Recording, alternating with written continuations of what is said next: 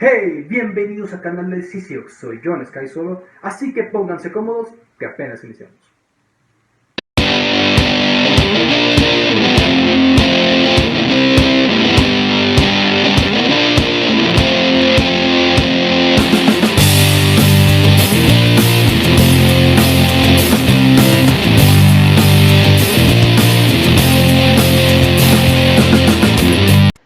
Hola a todos y bienvenidos a nuestra sección teórica en nuestro canal de YouTube. Hoy hablaremos sobre el volumen, la presión y la temperatura. En termodinámica, el volumen de un sistema es un parámetro extensivo importante para describir su estado termodinámico. El volumen de un sistema termodinámico generalmente se refiere al volumen del fluido del trabajo, como por ejemplo el fluido dentro de un pistón. Los cambios a este volumen se pueden hacer a través de una aplicación de trabajo o se pueden usar para producir trabajo. El volumen es una función del estado y es interdependiente con otras propiedades termodinámicas como la presión y la temperatura. Por ejemplo, el volumen está relacionado con la presión y la temperatura de un gas ideal por la ley de los gases ideales. Cabe mencionar que el volumen físico de un sistema puede o no coincidir con el volumen de control utilizado para analizar el sistema.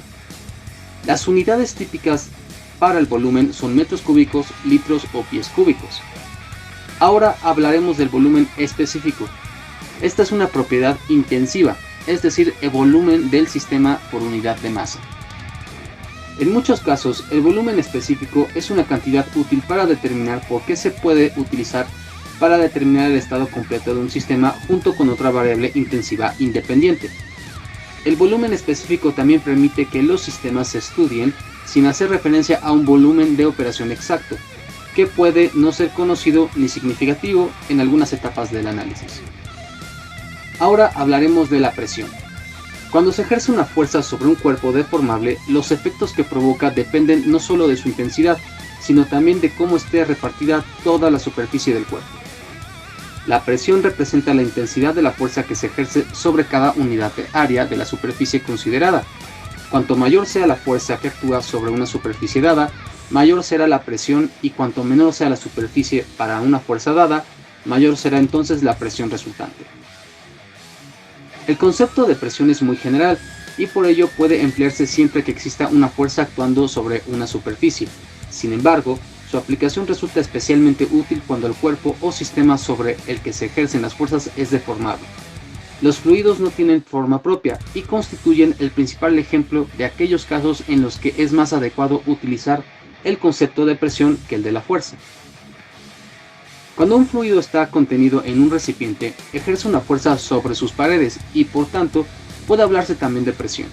Si el fluido está en equilibrio, todas las fuerzas sobre las paredes son perpendiculares y a cada porción de superficie del recipiente, ya que de no serlo existirían componentes paralelas que provocarían el desplazamiento de la masa del fluido en contra de la hipótesis de equilibrio. En el sistema internacional, la unidad de presión es el pascal, se representa por PA y se define la presión correspondiente a una fuerza de 1 newton de intensidad actuando perpendicularmente sobre una superficie plana de 1 metro cuadrado. Por lo tanto, un pascal equivale a 1 newton sobre metro cuadrado. Existen no obstante otras unidades de presión que, sin corresponder a ningún sistema de unidades en particular, han sido consagradas por el uso y se siguen utilizando en la actualidad junto con el pascal. Entre ellas están la atmósfera y el bar. Ahora hablaremos de la temperatura. La temperatura es una magnitud física que indica la energía interna de un cuerpo o de un sistema termodinámico general. Esta propiedad termodinámica únicamente describe un estado macroscópico.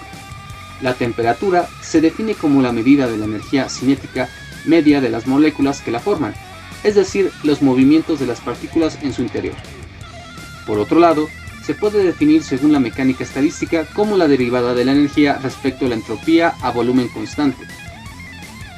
La unidad a medida en el Sistema Internacional de Unidades es el Kelvin, que es la unidad usada por los científicos. Es frecuente verlo referenciado como grado Kelvin. Las escalas más habituales son la escala Celsius, cuyas unidades se expresan en grados centígrados, la escala Kelvin, cuyas unidades se expresan en Kelvin, la escala Fahrenheit, cuyas unidades son grados Fahrenheit. La escala Rankine, que se define midiendo en grados Fahrenheit sobre el cero absoluto. La escala Rankine no tiene valores negativos.